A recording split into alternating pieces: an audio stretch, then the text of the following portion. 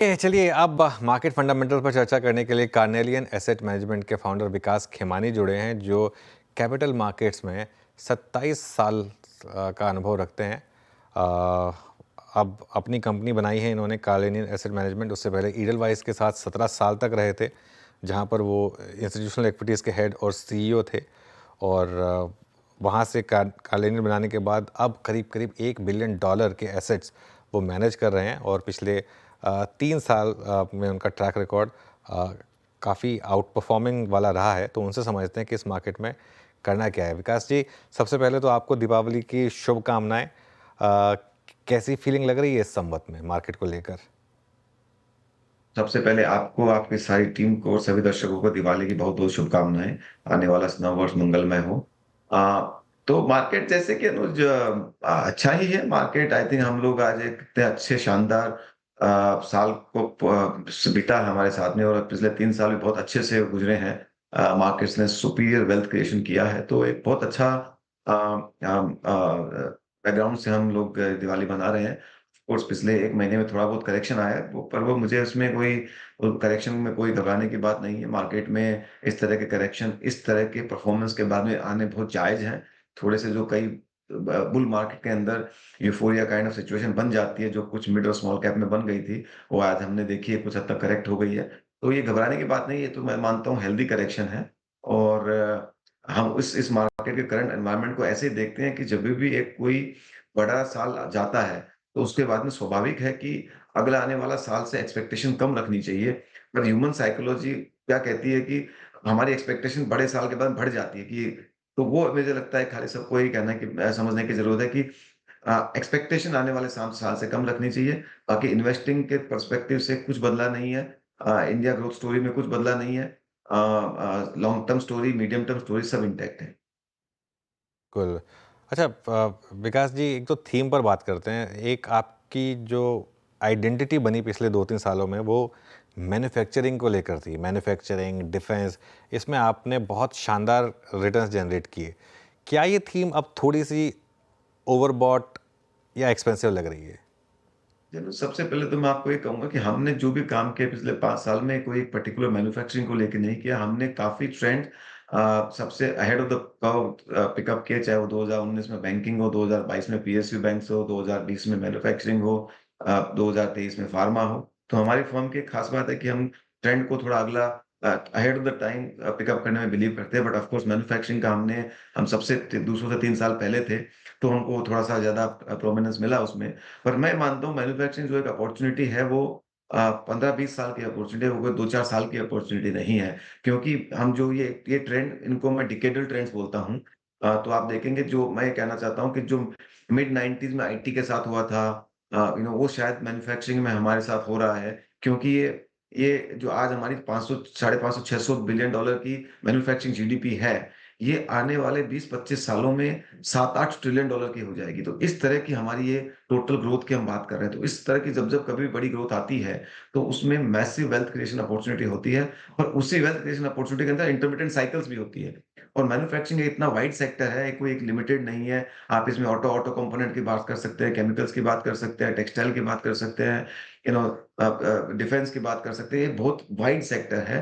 तो मैं मानता हूँ कि जहाँ तक इम्पोर्ट सब्स्टिट्यूशन और एक्सपोर्ट ओरिएंटेड अपॉर्च्युनिटीज़ का बात है, वो एक्सेलरेटेड अपॉर्च्युनिटी है। जहाँ-जहाँ ये दोनों क्रॉस हो रहे हो, वहाँ पे आई थिंक अच्छी अपॉर्च्युनिटी आज भी है, और कल भी थी और कल भी रहेगी। एक और थीम जिसमें आप थोड़ा अहेड ऑफ द कर्व रहे हैं, वो है डिजिटल टेक इवोल्यूशन।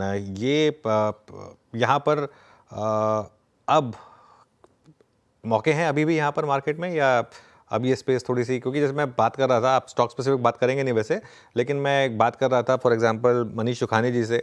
वो कह रहे थे अब जैसे जोमेटो जैसा स्टॉक है, उसने ऑलरेडी 10 साल की अर्निंग्स प्राइस इन कर ली हैं। तो कैसे ऐसे स्टॉक्स को फिर आप वैल्यू करें यहाँ पर?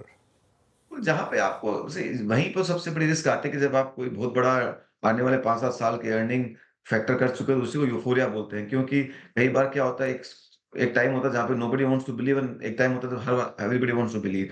तो जैसा डिफेंस के कुछ सेक्टर्स के स्टॉक्स में हुआ था पिछले साल, कि 4-5 साल की अर्निंग ऑलरेडी फैक्टर हो चुकी थी। हमने देखा कि पहला जब करेक्शन हुआ, सबसे पहले डिफेंस के स्टॉक्स में करेक्शन हुआ। तो जब-जब ये होता है, ये मार्केट स्विंग्स होता है।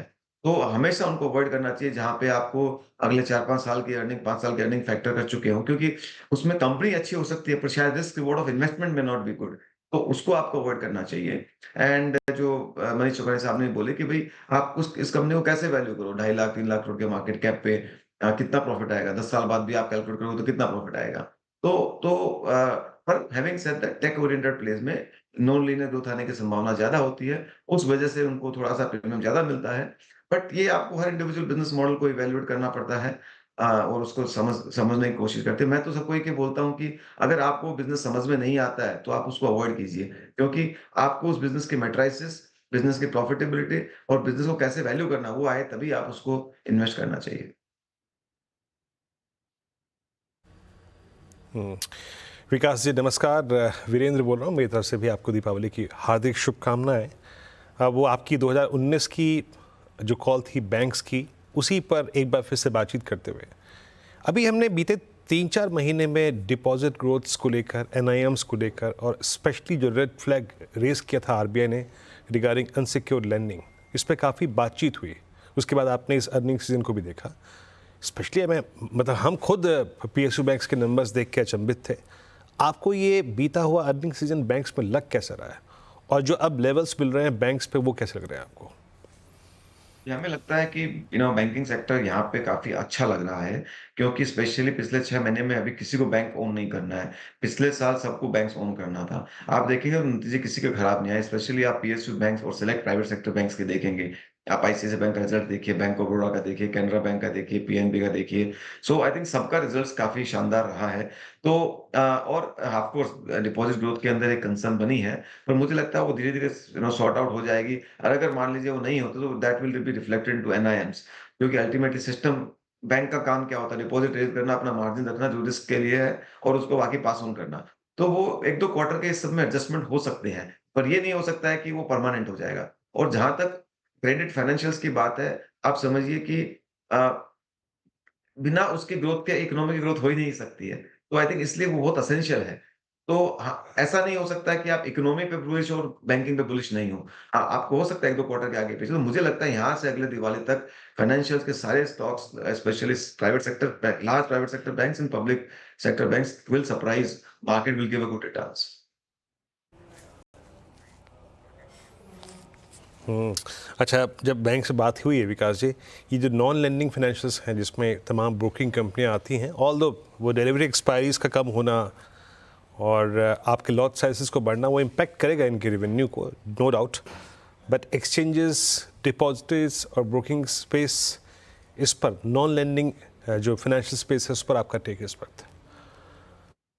Non credit financials also will do well, क्योंकि आप देखिए नॉन क्रेडिट फाइनेंशियल्स किस चीज़ का पार्ट है? एक तो जैसे-जैसे आय बढ़ती है, पर कैपिटा इनकम बढ़ती है, तो आपके पास सरप्लस इनकम बढ़ती है, जिसको आप चैनलाइज़ करते हो, इंश्योरेंस कंपनीज़ के थ्रू चैनलाइज़ करते हो, कैपिटल मार्केट्स के थ्रू चैनलाइज़ करते हो, म्यूचुअल फंड के थ्रू। तो ये जो जा रहे सारे जो सेविंग्स को चैनलाइज़ेशन करने की ही सेगमेंट्स हैं। चूँकि एसेट प्राइसेज़ वगैरह इंडिया में अच्छे कर रहे हैं, specially credit and non credit space में, तो ये बढ़ोतरी रहने वाली है। तो अगर आप इसमें थोड़ा लंबा नज़रिया रखते हैं, 5 साल 10 साल का, तो ये नंबर बढ़ना ही है। इसमें कोई दो राय नहीं है, क्योंकि ये डायरेक्टली लिंक्ड है अपनी अपना जीडीपी ग्रोथ के साथ और पर कैपिटा इनकम ग्रोथ के साथ। हाँ, ये हो सकता है कई बार एक यूफ़ोरिया मोमेंट के यूफ़ोरिया को लेते हुए कोई एक सेगमेंट्स में ओवर वैल्यूएशन बन सकता है। उन सब चीज़ों से बचने की ज़रूरत है, जहाँ-जहाँ नॉन सस्टेनेबल वैल्यूएशन, जैसा एक बार अनुज ने भी बोला कि भई कुछ कंपनियाँ ऐसी है जहाँ पे 5-5 7 साल के अर्निंग ऑलरेडी फैक्टर इन हो चुके हैं। तो उनको अवॉइड करने की ज़रूरत है। बट स्ट्रक्चरली स्पीकिंग ये भी एक बहुत अच्छा सेगमेंट है, जो आने वाले 10, 15, 20 सालों में सिग्निफिकेंट वेल्थ क्रिएट करेगा। अच्छा विकास जी, ये जो अब कंपनियां कुछ बोल रही हैं, जैसे बजाज ऑटो ने बोल दिया या उसके बाद कुछ और कंपनियों ने बोला कि थोड़ा फेस्टिव सीजन उतना शायद अच्छा ना रहा हो, हिंदुस्तान यूनिलीवर के भी नंबर थोड़े ख़राब थे। कहीं एक सेंस बन रहा है कि ओवरऑल मार्केट पर शायद हम उतने रिस्क को प्राइस इन ना कर रहे हो। आज की डेट में सबसे बड़ा इकोनॉमी को लिफ्ट करने वाली क्या चीज़ है, आप ये समझिए। हमारी जो इकोनॉमी को लिफ्ट करे सबसे बड़ी चीज़ है हमारा massive amount of infrastructure investment across the board, state level, central level, right? दूसरा है हमारी जो मैन्युफैक्चरिंग से रिलेटेड केपेक्स साइकिल जो शुरुआत हुई है वो। ये दोनों है, ये सारा आज की डेट में हमारी इकोनॉमी को पुल कर रहे हैं, लीड कर रहे हैं। उसके चलते इकोनॉमी में जॉब क्रिएशन हो रहा है, उसके चलते इकोनॉमी में सारा चल रहा है। तो जब तक वो लीड करने वाली जो आपकी इंजन है, वो स्ट्रॉन्ग है, मुझे नहीं लगता चिंता करनी चाहिए। Of course consumption also contributes, but consumption contributes because वहाँ पे जॉब क्रिएशन हो रहा है और जॉब क्रिएशन का इफेक्ट उसके अंदर बाद में आता है।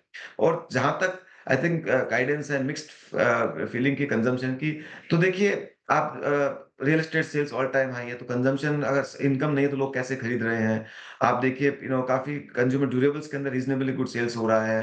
पर at the same time tiles नहीं बिक रहे हैं। At the same time garments company बोले तो आई थिंक कहीं न कहीं मुझे लगता है लोगों को समझना पड़ेगा कि क्या कंज्यूमर में चेंज हो रहा है। हो सकता है कई बार इंडस्ट्री में जैसे टाइल सेगमेंट में काफ़ी अनऑर्गनाइज्ड प्लेयर्स वापस आ रहे हैं, वो जो कॉम्पिटिशन दे रहे हैं। हिंदुस्तान यूनिलीवर जैसी कंपनीज़ हो सकता है वो मार्केट शेयर खो रही हो। तो कहने का मतलब मुझे लगता है कंज्यूमर को थोड़ा अलग से समझने की ज़रूरत है, पर मैं नहीं मानता हूँ इकोनॉमी में ओवरऑल कोई मैसिव बहुत बड़ा स्लो डाउन स्ट्रक्चरली हो सकता है क्योंकि अगेन ये सारा लिंक्ड है हमारी इनकम के साथ में। 1-2 क्वार्टर आगे पीछे हो सकता है पर मैं नहीं मानता हमारे पास कुछ कंजम्पशन स्टॉक है जहाँ पे हम क्वाइट पॉजिटिव है, बुलिश है और वो अच्छा भी कर रहे हैं। तो आपको वो ढूँढते रहना पड़ता है बट ओवरऑल कंजम्पशन मुझे नहीं लगता खराब है। ओके, विकास जी बहुत बहुत शुक्रिया आज हमारे साथ जुड़ने के लिए और आपको एक बार फिर से दिवाली की शुभकामनाएं। धन्यवाद। आपको और आपके सभी दर्शकों को बहुत-बहुत शुभकामनाएँ।